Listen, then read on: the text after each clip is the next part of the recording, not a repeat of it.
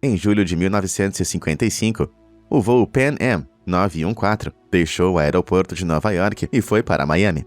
Porém, o voo nunca chegou até Flórida, sem enviar um único sinal de socorro ou deixar para trás até mesmo o menor pedaço de destroços. O avião e seus 57 passageiros aparentemente desapareceram no ar. Com o passar dos anos, sem nenhum sinal do avião desaparecido, a maioria das pessoas assumiu que o mistério nunca seria resolvido. Mas então, 37 anos depois, o impossível aconteceu. Pegue sua pipoca e fique atento para descobrir exatamente o que foi essa ocorrência impossível, ao lado de uma série de outras viagens misteriosas e incríveis.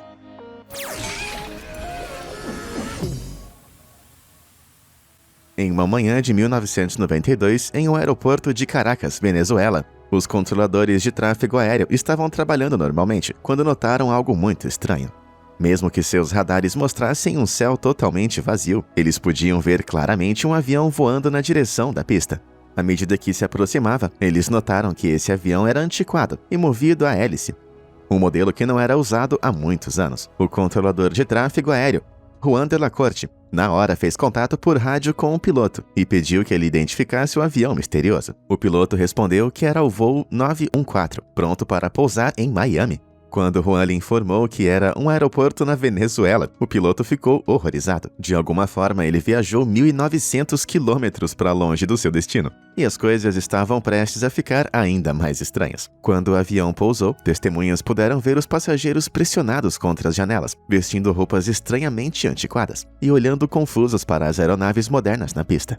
Após um longo silêncio, o rádio de Juan estalou. Com uma voz rouca, o piloto do avião misterioso pediu que ele confirmasse a data.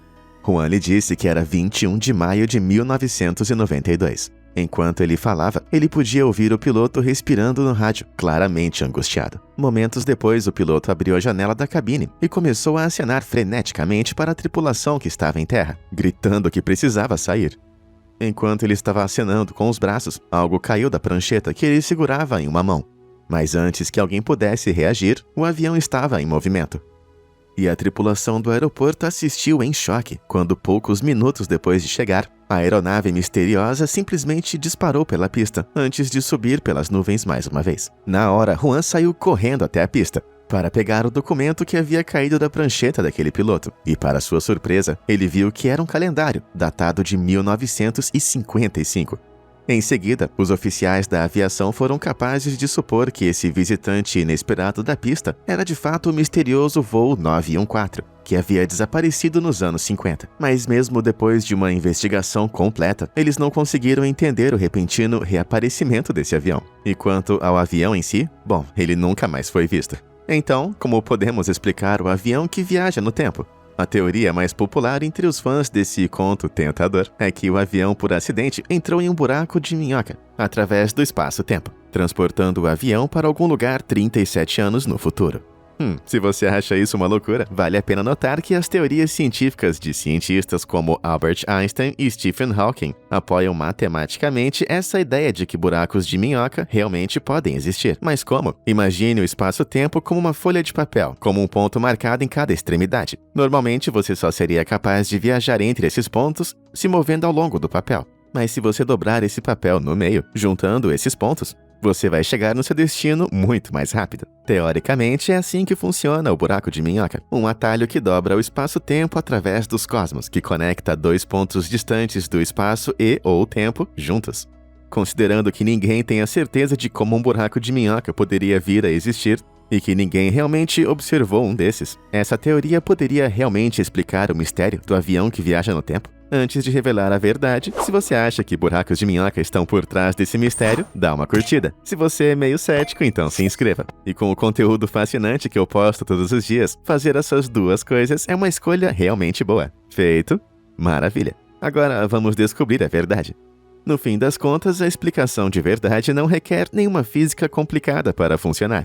Isso porque, infelizmente, essa história toda do voo 914 da Pan Am, na verdade, é uma espécie de fake news, só que vintage, disseminada pela primeira vez pelo Weekly World News em 1985. Esse tabloide era bem conhecido por inventar certas histórias incompreensíveis apenas para vender seus jornais, incluindo a história de um bebê nascido com uma perna de pau. E a história de um homem que se processou depois que ele foi atingido por seu próprio boomerang. Na verdade, a história desse voo 914 fez tanto sucesso nos anos 80 que o tabloide publicou mais 2 vezes sobre isso, em 1993 e de novo em 99. Isso logo se tornou uma lenda urbana, disseminada online por teóricos da conspiração como evidências de viagem no tempo. Mas é claro que eu não traria você aqui com a promessa de um mistério de verdade, sem entregar nada. Embora o caso do voo 914 tenha se revelado ser uma farsa, isso não quer dizer que nosso mundo não tenha visto seus próprios mistérios que deram uma guinada em direção ao inexplicável e bizarro. Fique atento para descobrir quão peculiares são alguns exemplos de verdade desse tipo de coisa. Porque, às vezes, a verdade é ainda mais estranha do que a própria ficção. Bermudas bizarras. Você faria uma viagem pelo Triângulo das Bermudas? Ao longo dos anos, essa porção do Oceano Atlântico Norte, entre Bermudas, Miami e também Porto Rico, já viu vários aviões e navios desaparecerem em circunstâncias aparentemente misteriosas. Nenhum desses desaparecimentos é mais estranho ou mais desconcertante do que o desaparecimento do voo 19. Em dezembro de 1945, um esquadrão de 5 torpedeiros e seus 14 tripulantes decolou de Fort Lauderdale, na Flórida, pronto para enfrentar um exercício de treinamento de 3 horas. Não muito longe em sua jornada, o voo 19 começou a ter problemas. O líder do voo, Tenente Charles Taylor, começou a transmitir mensagens de socorro por rádio, dizendo que o esquadrão havia se perdido depois que as bússolas do avião de Taylor falharam. À medida que foi anoitecendo e as condições do tempo foram piorando, as mensagens de rádio se tornaram cada vez mais confusas, até que finalmente elas pararam por completo.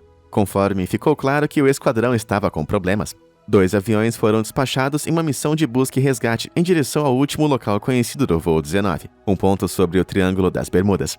E apenas um desses aviões conseguiu voltar em segurança. Já o outro avião, que estava transportando 13 homens, simplesmente desapareceu do radar 20 minutos após a decolagem. E junto com a tripulação original do voo 19, nunca mais foi visto de novo.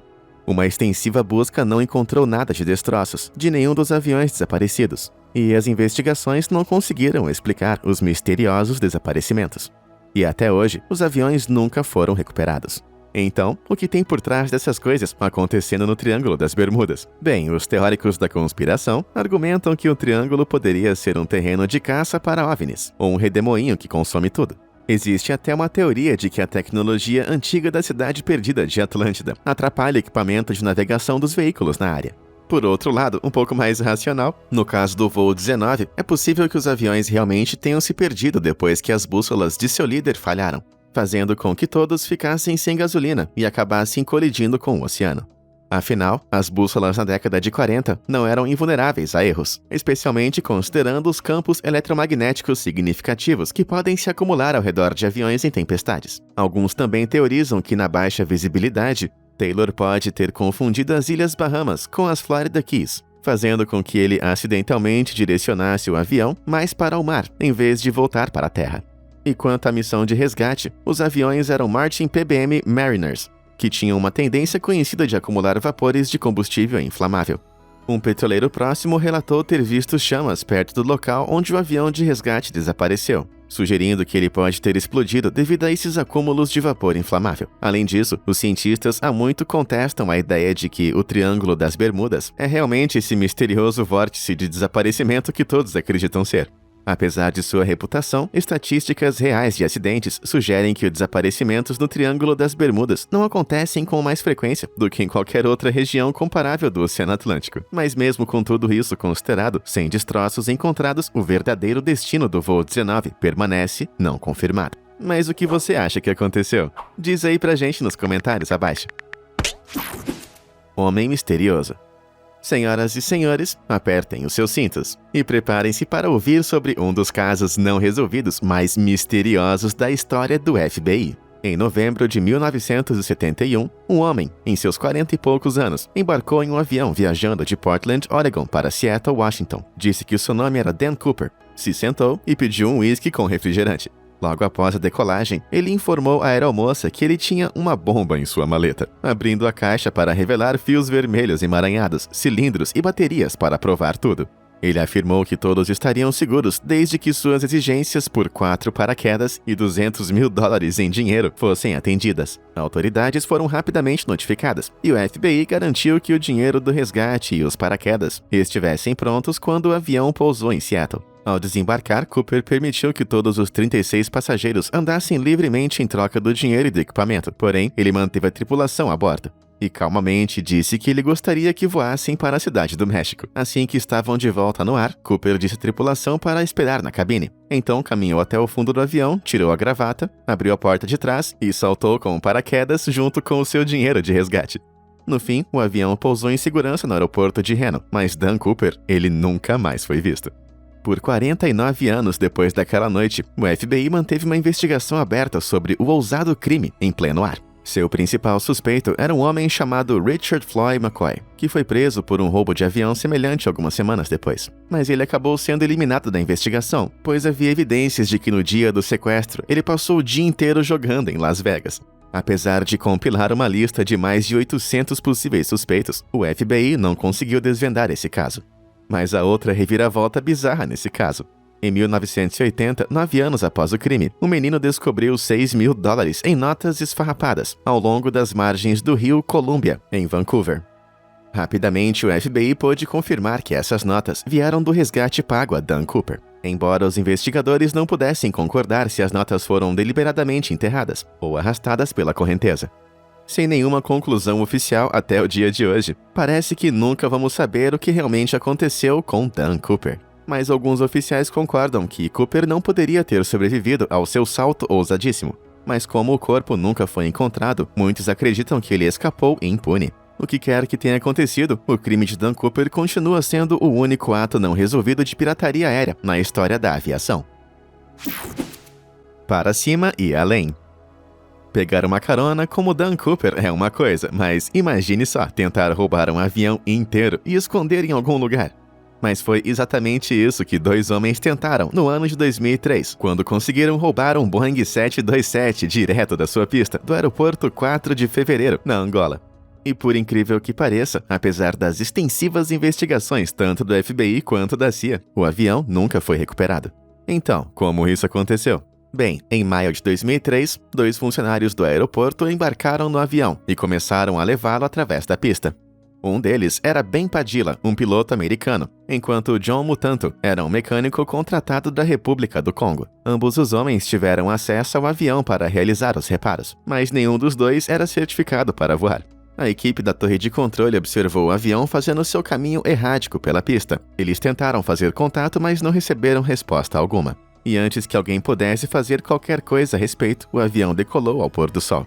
E nunca mais foi visto desde então. Mas então, o que aconteceu com esse avião? Atualmente é tudo teoria.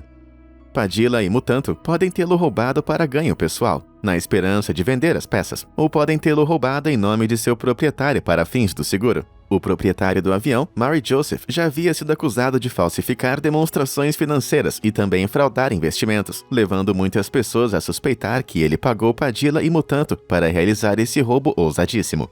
Mas também não está claro se o avião conseguiu chegar ao seu destino desconhecido, ou se ele acabou caindo no oceano.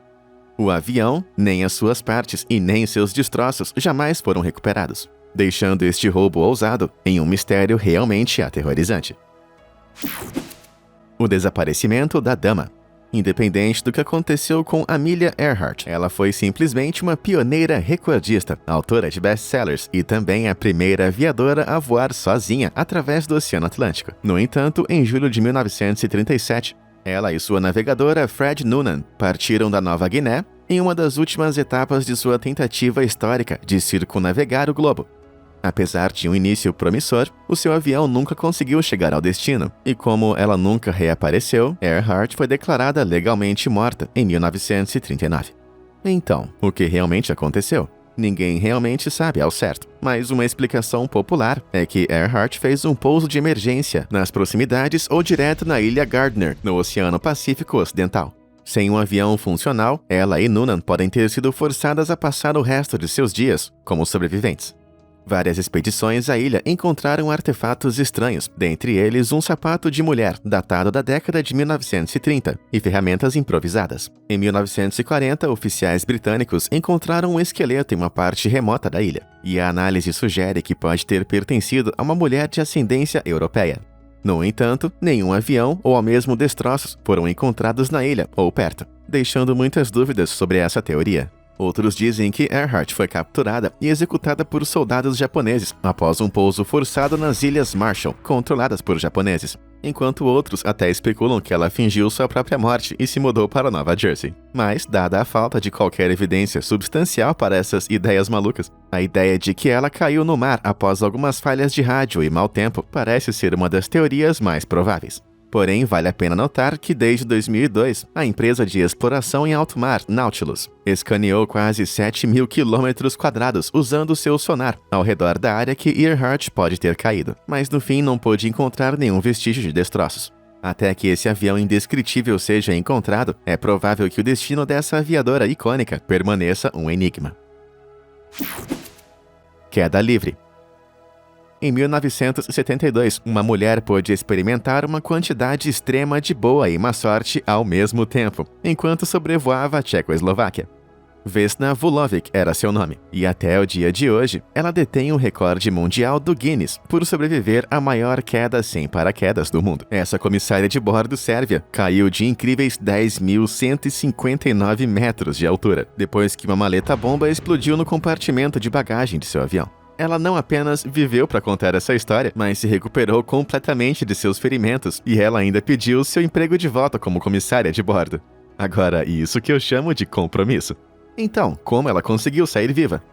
Bem, além de uma porção de boa sorte absurda, Vesna ficou presa atrás de um carrinho de comida atrás do avião quando ele explodiu, enquanto a maioria dos outros passageiros foi sugada para fora do avião na hora após a explosão. Ela acabou ficando presa no mesmo lugar. Então a cauda do avião acabou despencando na terra e pousou em uma montanha arborizada, localizada na Tchecoslováquia, onde árvores e a espessa camada de neve devem ter amortecido a queda.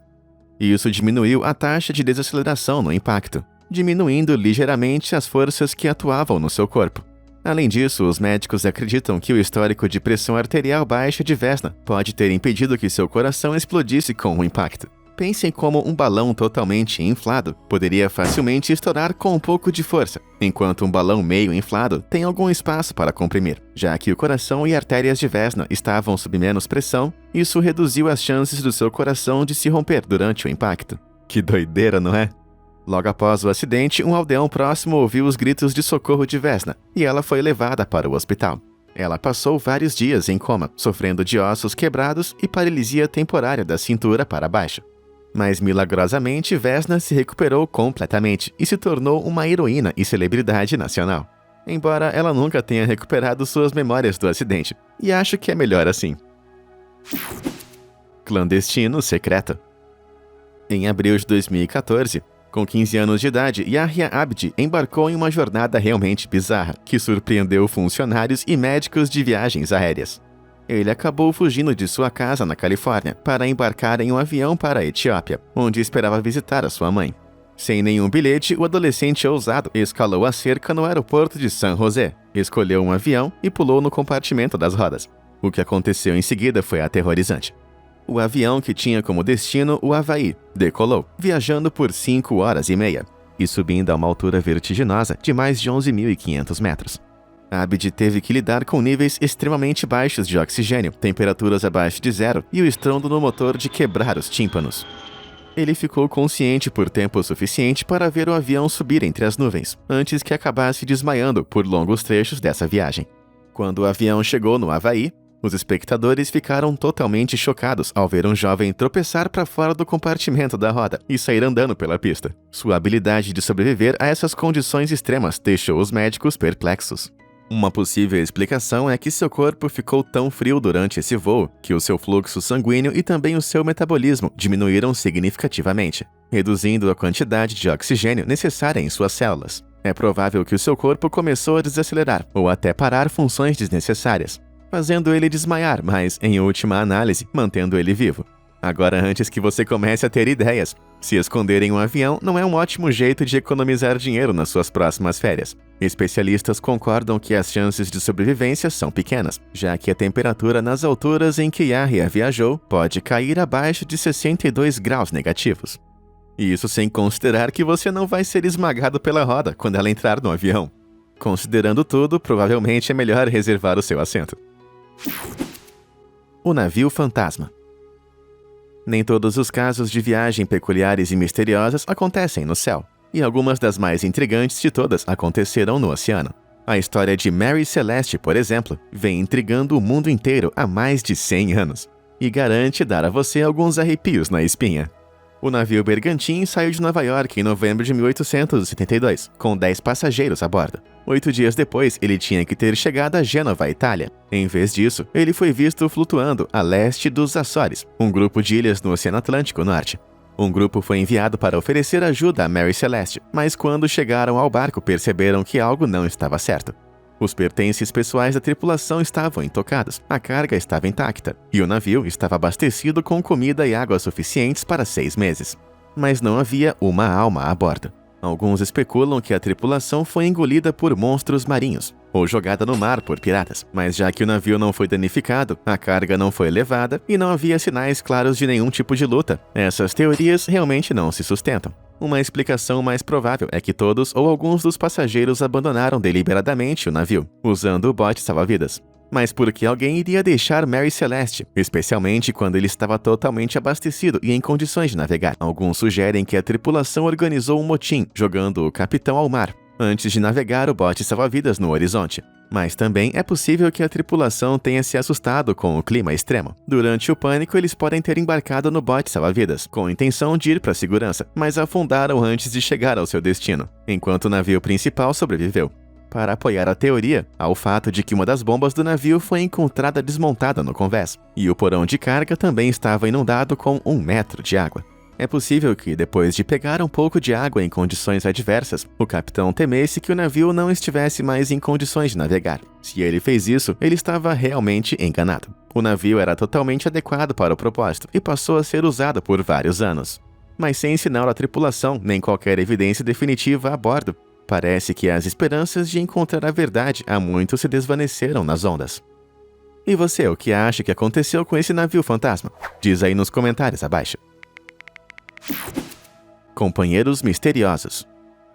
E agora, subindo aos céus mais uma vez, nos encontramos no inverno de 1944, próximo ao fim da Segunda Guerra Mundial. Nessa época, os pilotos aliados começaram a relatar estranhas luzes brilhantes seguindo seus aviões. As luzes vermelha, laranja e branca pareciam brincar com os aviões, se aproximando e depois girando pelo ar em alta velocidade. Os avistamentos foram tão difundidos que os soldados começaram a se referir a eles como Foo Fighters, um nome tirado de um personagem de desenho animado popular chamado Smokey Stover, que usava a palavra Foo sem sentido como bordão. Mas considerando quão comum esses avistamentos se tornaram, eles pareciam tudo menos absurdo.